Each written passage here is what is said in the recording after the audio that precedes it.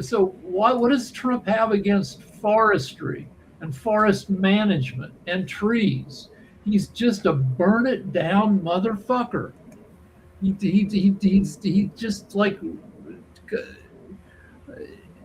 he did. It's hard to see. He did one good thing, I guess, that I know about, that I heard about recently. He appointed this Dr. Marty Makary to head the FDA. That guy seems like I didn't know anything about him and I read about him, and he's not Trumpy. He believes the COVID vaccine was effective and needed, and that the COVID epidemic was a serious thing. So for some reason, the head of the FDA, the Food and Drug Administration, is this guy who might be doing a good job, might be getting cancer drugs to patients at a faster clip than the old FDA did. Uh, so that might be one good thing that Trump did, was appoint this guy.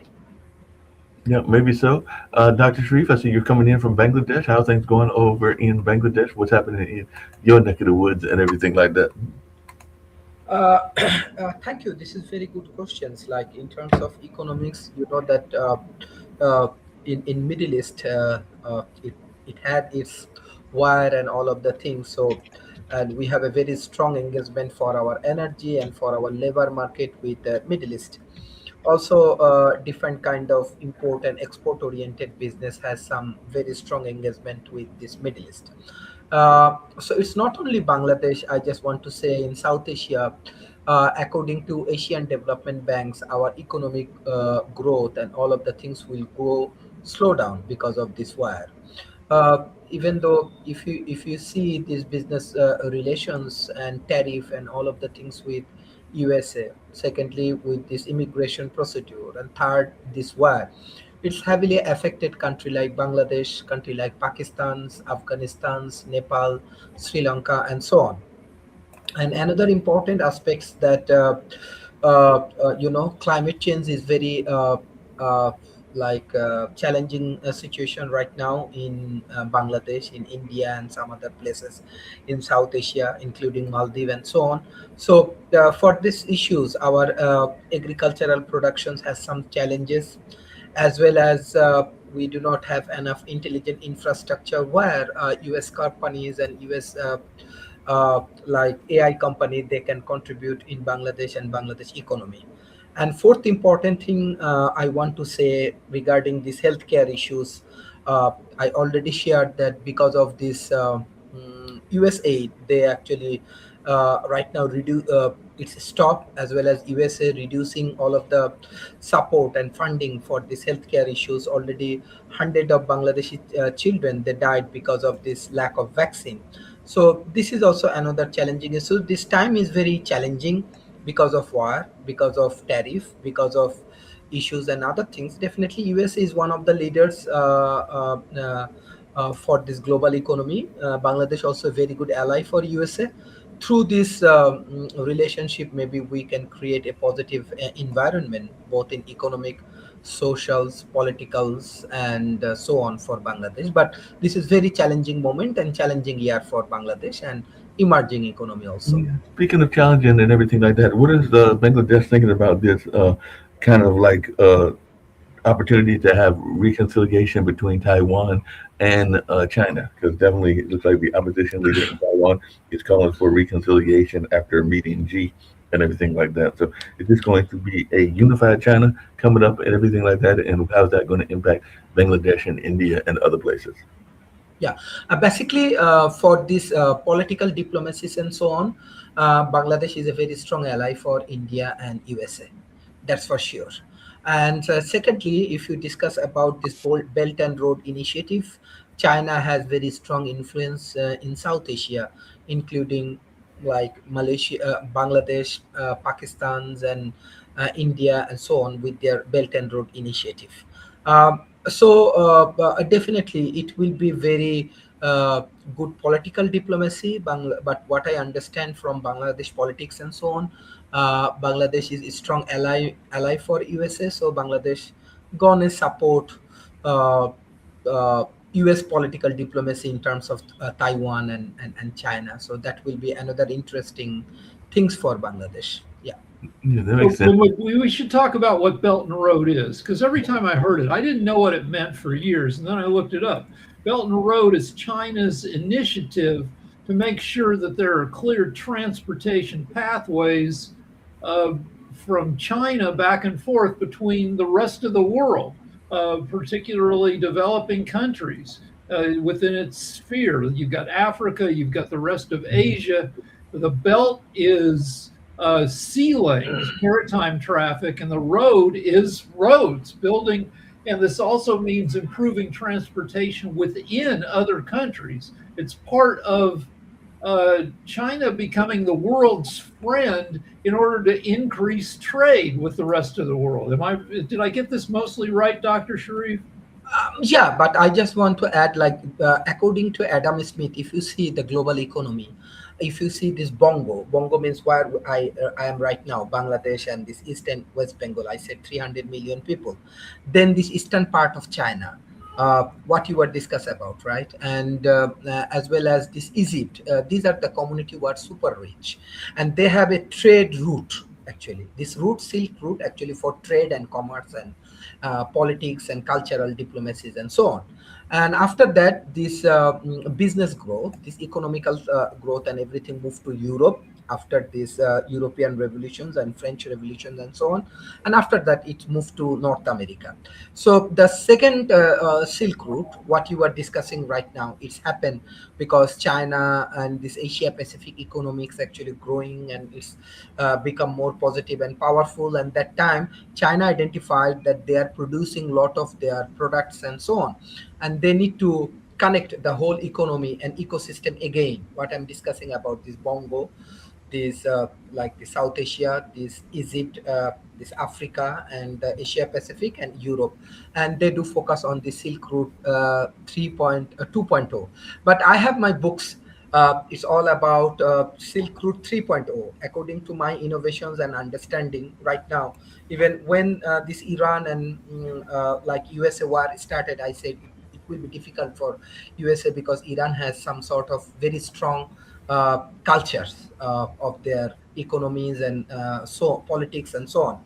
So you can see after this war, this new economical revolutions will happen, and definitely there is more chance we will get because of artificial intelligence, because of social media, because of like huge economical revolutions in Silicon Valley. The Silk Route 3.0, I'm sure it's happening right now, and this western part of the world, they will contribute more for business growth and this thing. So global peace is ultimately very, very important for us. The world should be open. We need more trade and commerce. We need open business. We need to utilize your intelligence and wisdom through modern science, engineering, and technology. So North America, definitely a very strong alignment for us. So what does this look like culturally for the 20th century?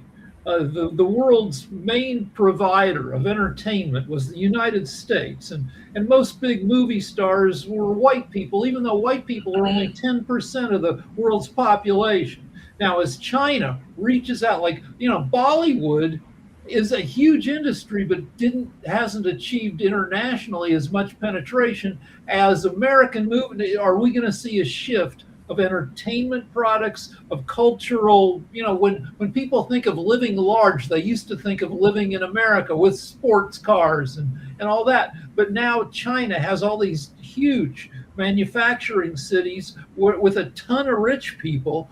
Are we going to see that culture become predominant? Are we going to see like East Asian, like culture plus robotics plus AI? Is that going to lead to a whole new? Rick, are we already seeing that with K-pop? Because K-pop is definitely has some major You influence. make a good point. Yeah. So what else are we going to see? Yeah, this is very interesting point. I believe that cultural innovations, cultural influence is very, very important.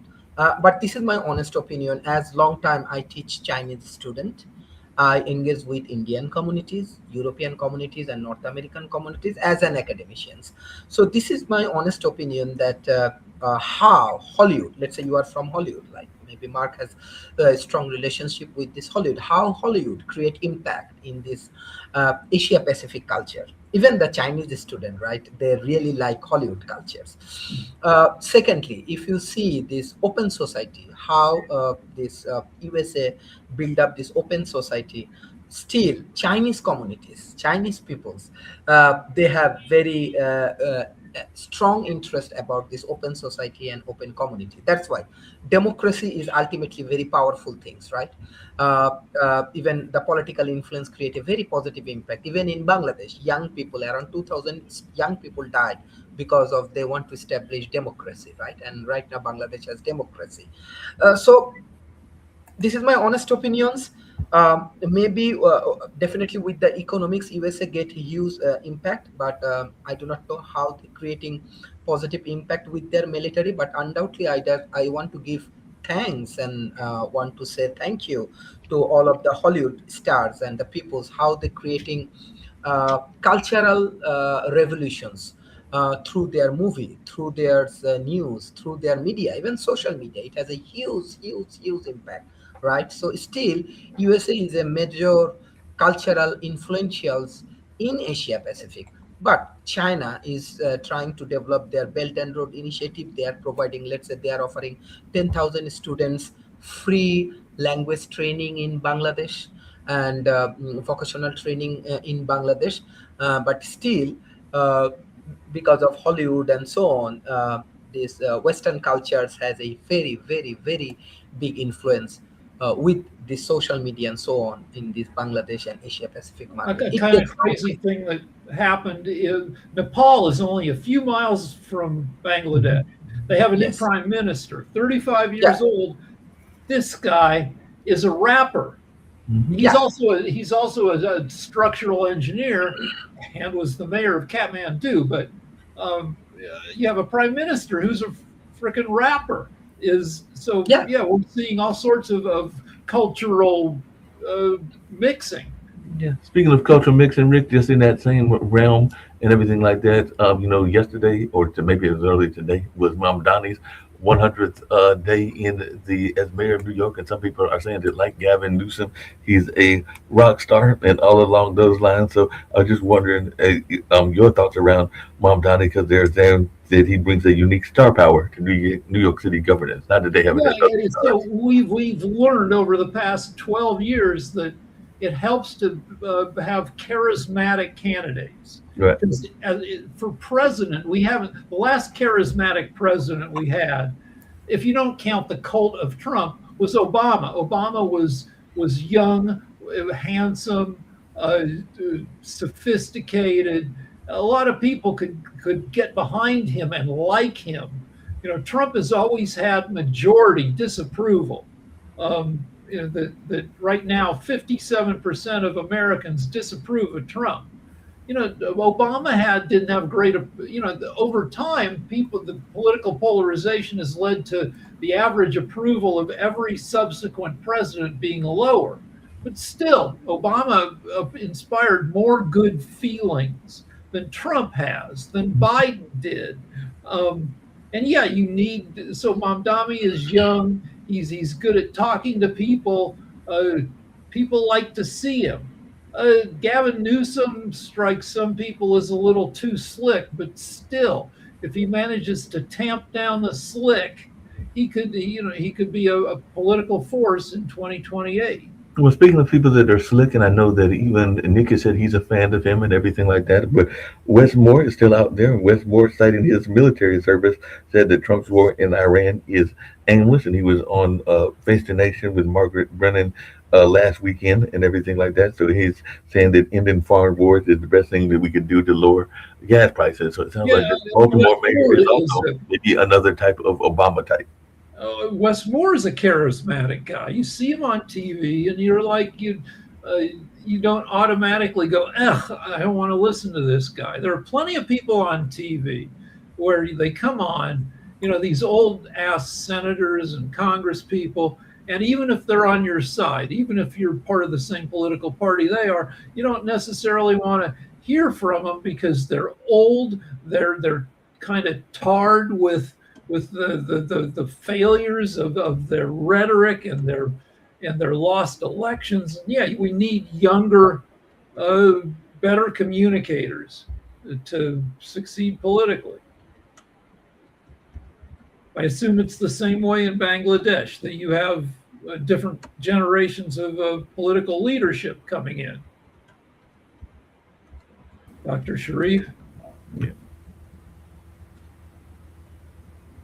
Yeah. What's your question? Sorry. In Bangladesh, are you seeing a change in generations of leadership? Are you having younger political leaders pop up to replace the old politicians that people are sick of? Look, this last, like in 2024, what happened in Bangladesh? This is fully revolutions by the youth communities in Bangladesh, right? The youth actually take the responsibility. Youth come to the power and they go to this political revolutions. Secondly, right now they are in the opposition, not in the power. They are in the oppositions, and few, I think 6-7 parliament members, they come from these youth communities and they are representing in the parliament. And it's look like how I see the political debate in Bangladesh parliament. The youth has a very strong voice and they are negotiating with this old or aged or wise politician, those who are taking power right now. So youth are coming to the politics step by step, not like definitely Nepal. Nepal look like they took the revolutionary decisions.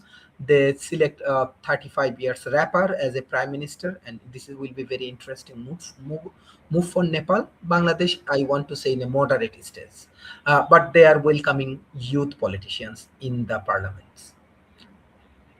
Okay. There's some new headlines on Drudge right now, which are, wait, come on, reload. The inflation surges between, according to, there are different measures of inflation. One has it at 3%. Another measure has it at 4.8%. Consumer sentiment, I guess, has hit an all-time record low. How happy consumers are, consumer confidence that the economy is going in the right direction has hit an all-time low, I guess, in the United States. So yeah, I have some interest, like as USA has a lot of political talents and other things. What will be the future look like in US politics? What do you think? Like, who may take leads of these big political parties like Democrat and Republican? Is there any clear picture right now?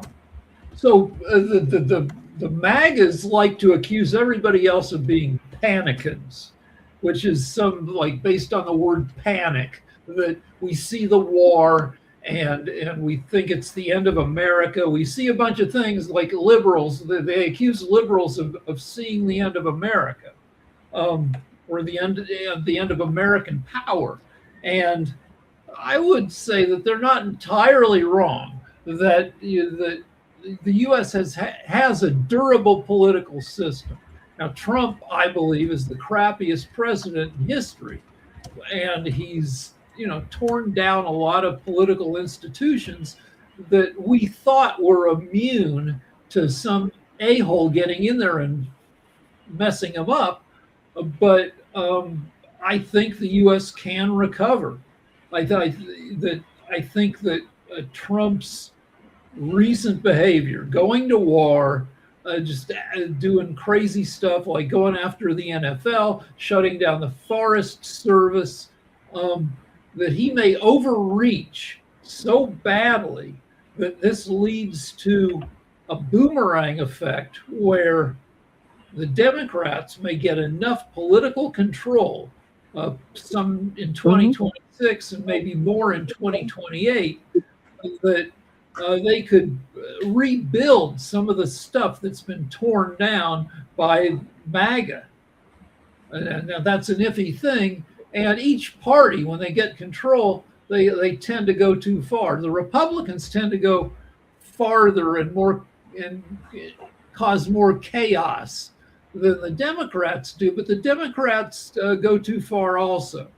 But we certainly, you asked what the future might hold. Well, if you're optimistic in America, I think you think the MAGAs need to lose power because they've shown that they can't govern, that they and that we may get to rebuild some of the stuff that's been torn down, including America's image to both Americans and to the rest of the world.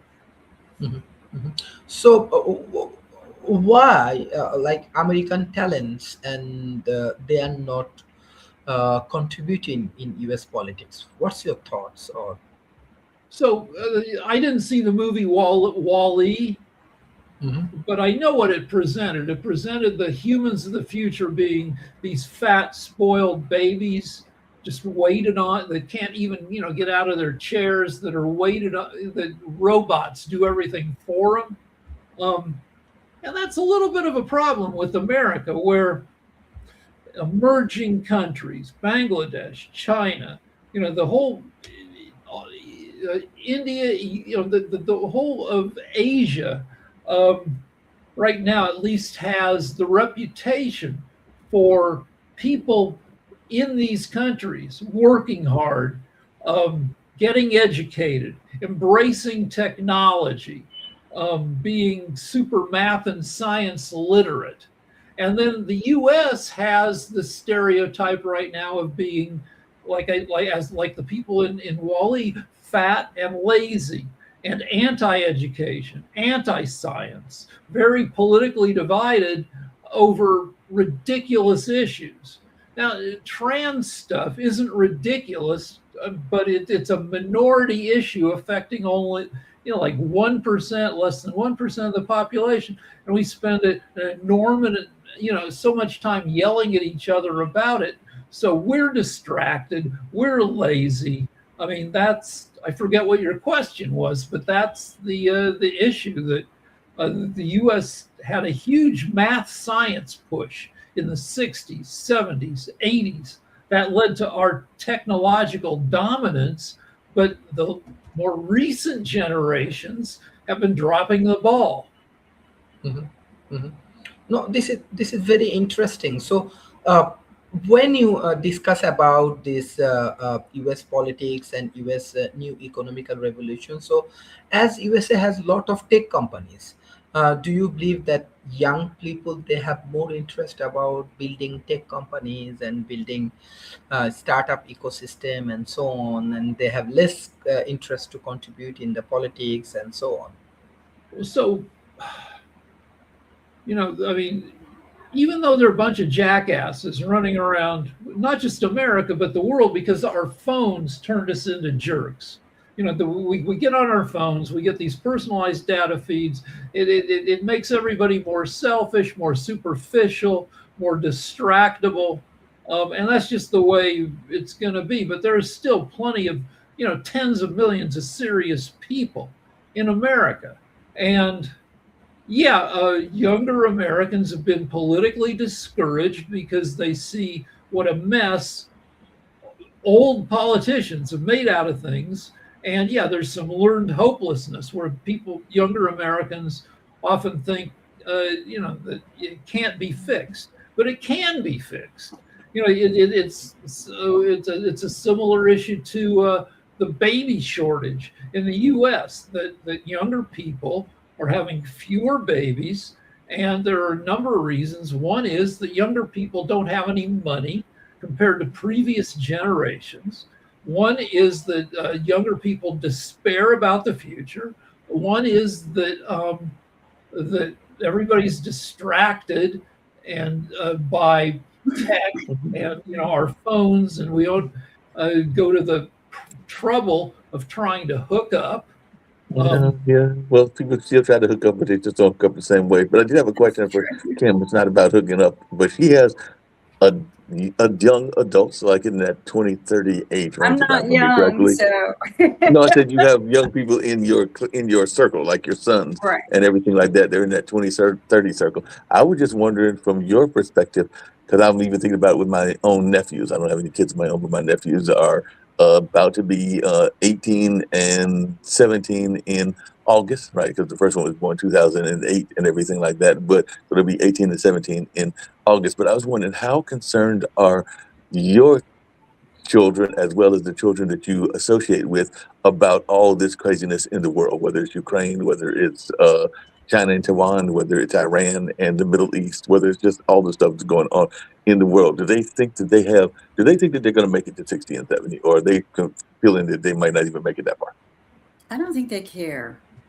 Okay. I think they've given up. I think that the politicians stripped any passion in life that they could have for a future by making it totally impossible to get rid of your student loan, to even pay it off, to have a forever home. Nobody is going to have a forever home. And this was a big issue over in Australia for a very long time. In fact, I heard them talk about it on several newscasts over there that, the forever home isn't possible. When I look at other countries, they build the country for the future of the children. Albania is probably one of my favorite formats. I mean, when they issue loans, the first 3 years is interest free. That gives you a chance to get caught up, maybe even pay it off if you can. I think that's for business loans. It might be for homes as well. Homes are very affordable, very nice, very, very super nice, and nicely located. The health over there is amazing because everything is fresh fruits and vegetables. Everything is what I call boutique or family owned. It is not corporate and capitalization. It's all about just helping each individual self-sustain. Other countries, free education, free health care. In America, healthcare, even just buying insurance, can put you under. I mean, the average insurance on Obamacare can cost you $500 to $1,000 a month. And if you get laid off from your job and you're not on group insurance of any kind, and you go on that COBRA, which should be affordable, COBRA can cost you up to $2,700 a month. I know, I had to go on it once. So, there's nothing in America but capitalism, and it's designed to enslave the youth for the elites tomorrow. And I think we need to stop it. I think that there needs to be an overhaul of our government. And I think we need to stop allowing big corporations to run our country. And one more thing that is very important to me, I think we need to cap the price of gas. Everyone says, oh, no, we can't do that because, they'll turn on us. No, gas is the major utility for all of our lives. It heats many people's lives. And if it doesn't, it serves as electricity. If it doesn't do that, it's some sort of power source that we all need. And we need to cap that price. I want to talk about one more thing with the baby shortage, where so we are, another contributing factor is we are surrounded by very powerful entertainment and an avalanche of porn. So the deal is like, there's a secret Tinder called Raya, which is for handsome, super good looking people, models and famous people. And I think it's by invitation only. And if you belong to Raya, I know somebody, a very handsome guy on Raya. This guy hooks up with movie stars, with models. His dating life is very rewarding. And certainly it seems easy to me compared to what my dating life was like.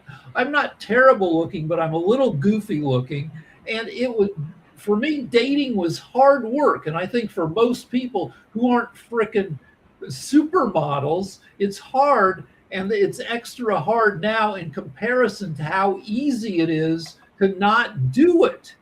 that you can just sit back, be entertained by all the streaming media, and you can turn to pornography, and you can save yourself the rejection. Like, because when I went out with people, I've been married now for, it's my 35th wedding anniversary next week.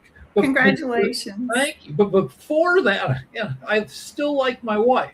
But before that, I had some girlfriends briefly, and I tried to get with other people, and it wasn't like just always fun. It was a lot of work and being lonely. And I think a lot of people, given that we live in this paradise, this cornucopia of TV and movies and video games and porn, get discouraged and just like, don't even want to mess with it.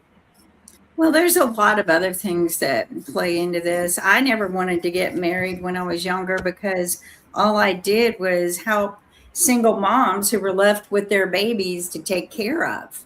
And they were on their own. They rarely did they get child support. This was a long time ago, of course. Rarely did they get any help. And, they were, a lot of them, shamed by one community and abused by another just because they had children, some out of wedlock and some just divorced because they couldn't take the marriage, or the man left them for younger people. But so I got tired of it. What you're implying is that guys kind of suck. Not all guys do, but but there's a public consciousness, and maybe it came with feminism, or just maybe it came with Me Too. That some guys have a high failure rate at living up to what you would want guys to be, and like guys are both the victim of this and the cause of this. The guys get left behind. Higher education, college enrollment in the U.S. is now 3 women for every 2 guys. It's 60-40 women. Guys get left behind. Guys leave themselves behind. And there's this feeling that maybe you don't. I feel like that there's an anti-guy feeling that maybe you don't want to get into the whole, if you're a woman, maybe you don't want to entirely invest in the guy business because guys can be douchey. It's exhausting if you're the kind of woman who's going to bend over and do everything for them. And women are kind of groomed to do that from the day they're born. You're supposed to do everything in the house, and the man can go do anything outside of the house. And it's unfair to me and exhausting. I was blessed. In a time when I really had no interest, my fate was changed, and I did fall in love, but it happened to be a man who respected me for the ability of who I was. And he did the equal amount of chores that are considered women. In fact, I would hear from people, how does he even love you if you don't do any of that? And he loved me. And I think that that's what it needs to boil down to, is respect the woman for everything she is and wants to do herself. And what men don't, I'm sorry, but a lot of men just don't know how to do that. There are men who do, but most of them are groomed as well. I mean, I've seen grooming on both sides. Yeah, so. I know how to do, and I know, but like I get away with a lot. My wife, who's very organized and responsible, does a ton of work that allows me to walk around with my, all distracted, allows me to, come on Pod TV and yell every day. And meanwhile, my wife, like, she cooks, like, I'm like, I'll cook dinner. And she's like, no, you won't. That's 35 years of love. Yeah. Okay, that's 35 years of love. Yeah. And like,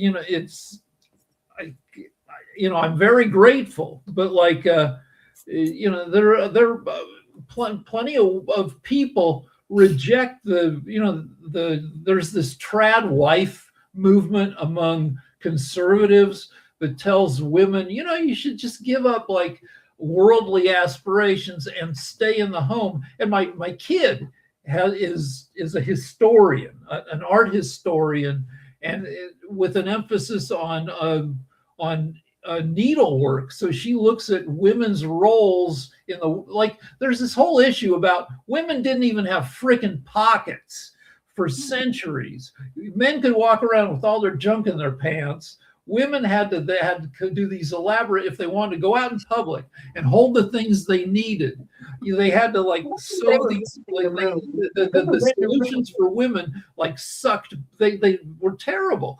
Purses. We Yeah, have like, purses. and even today you see it like that, women like hate that like a dress usually doesn't come with pockets.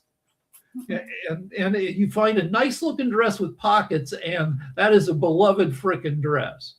I will say this: Tommy Hilfiger, of all people, has learned to design dresses that flatter you and put pockets in them that doesn't unflatter you. And they're actually pretty sexy dresses that you can wear on set if you need to, because we have restrictions when we go on set of what we can and cannot wear. It can't look bulky, but I could slide my phone into the pockets. The way he designed them was pretty unique and fabulous. Other people have tried to copy him, but they cut corners and it looks pretty crappy. He also is very unique in that he designs these really cool looking jackets that have pockets for women that kind of go at an angle, but on the inside, because it hangs a certain way, because, you know, we have bulge from here to here. He sewed the pocket where it was open at the top and you can drop things from the inside and not look bulky. So Tommy Hilfiger has recreated outfits for women. I don't think he does all of them yet, but I wish he would. I would buy everything that he made like that, because I have several things like that now. But you're right. Over the course of all of these years, women were treated so differently. But I think that it's because of that women woke up and they don't want to be the 100% caretaker. I mean, a lot of the women that I helped, I would babysit for or help take care of in the neighborhood where I lived, which was low income. Most of them helped put their ex through college. Yeah, And then when their ex got a college degree, he said bye and left them with the it's not an babies. uncommon story where, No. the woman puts the guy through med school, and then the guy's supposed to support the woman, but instead, the guy meets a nurse at work who's younger and hotter, and he's had Makes money. Well, a couple of things. It's not just You're right. guys. You're right. It's not he just needs someone younger and more viable, more energy. And So I used to be a stripper, and I can tell that you see this section. Like, so the deal is that, and I was not a great stripper, but in Colorado nobody was. But the deal is that male strippers are not loved by women the way guys like female strippers, because women see this idiot dancing with his balls flapping around. They go, I have one of these at home. He's not that great. This is some idiot who probably doesn't have a good day job. I'm not interested. I've got my own. But a guy can walk into a strip joint and see a 19-year-old young woman dancing, and it's like the guy's like, yeah, I've got a decent job. I manage an enterprise rent-a-car. I make $85,000 a year. I can afford to, this young woman, I could probably, have her, move into my condo. I could support her. So the whole framing of it is based on sexual dynamics. a lot of those women are looking for a man like that, right? That's what they're directed at, is in hopes that some knight in shining armor comes riding. Right. So I used to get dragged to a strip joint in Vegas for bachelor parties, and that's the deal. That in this club, the women would come up to you and solicit you for a lap dance, and they'd all have a story that was kind of a sugar daddy framing. Be like, I'm working my way through college, or I'm a single mom, And the pitch wasn't, I'm so sexy and I'm going to rub my boobs in your face. It's no, it's like, here, give me 20 or 40 or 60 bucks for some lap dances because I need your support. And it was very surprising for me that it wasn't based on, I'm going to give you a boner. It's more like, no, you should help support a struggling young woman. One woman, like part of her pitch was she showed her stomach. She says, look, I got stabbed 3 times, and you saw her stab wounds. And so it's not that she's sexy. It's like, get a dance from me because I've had a hard life. Yeah, and you still got people that are doing that. Yeah. Everybody, I mean, catfishing is still very real and everything like that. Because I know there's still people that are out there doing that on a regular basis. Because I can tell you that folks, even in my circle, have sat there and told me to give them this or that because they needed a problem, whatever the problem was.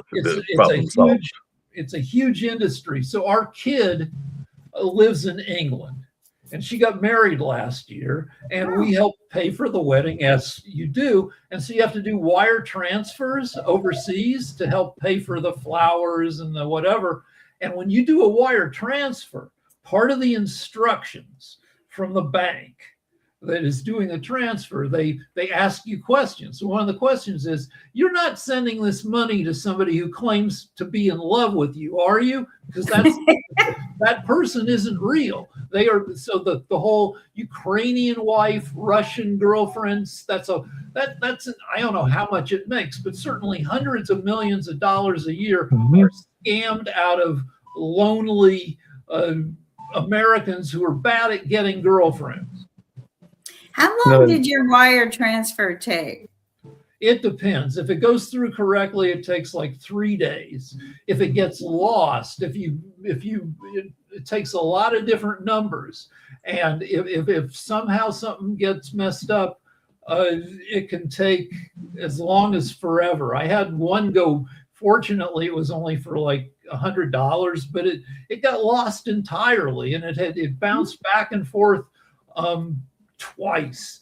Like, and it took like a month and a half. So it's weird. It's stupid that in a world of electronics where everything can just happen electronically super fast, that this stuff takes so long and can go bad sometimes. At the same time, you get some protection, because if you're sending, I don't send millions of dollars by wire transfer, but if somebody does, a lot of this clunkiness is supposed to protect you from your money like disappearing entirely.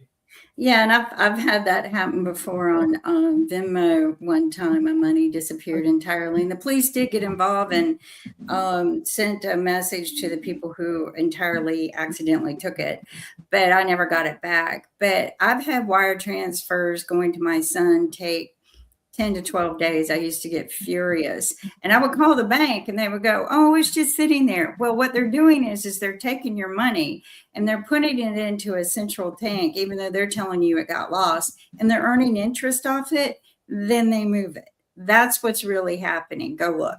Yeah, I think it's called the float. There's a bunch of names for it, where slow pay, if you're talking about tens of millions of bucks, delaying the transfer of that money can earn hundreds of thousands of dollars in interest for a company. Well, and they move it so you can't touch it, but it sits there for 10 or 12 days, so the person intended for can't touch it, but they're making a boatload of interest off of people while it's, millions of dollars are sitting in this limbo land that they put it into a limbo. And I think it's wrong. I've fought it for a couple of years because it irritated me. If you get your bank accounts in the same bank, it's less likely to happen. You can just transfer from one account to the other. Well, the banks have a whole industry with that whole service fee if you overdraft and everything like that, because I do know that banks can make a whole lot of money just off of the overdraft fees, even though they have rules and regulations as to how many overdrafts you can do and everything like that. But they're making a boatload of money. Shut that down. Biden put a cap on how much they could charge you for those bullshit fees, and then Trump got rid of the cap. Yeah, Trump gets rid of anything that's consumer protected. In fact, he closes down the Consumer Protection Department every time he gets into office. And then we get a lot of phone calls, or not we, but the TARTA group gets a lot of phone calls because there's no one else to go to. But What most is of TARDIS Trump's stand friends for? are being sued, and so he's got to close that down. So. What is TARDA?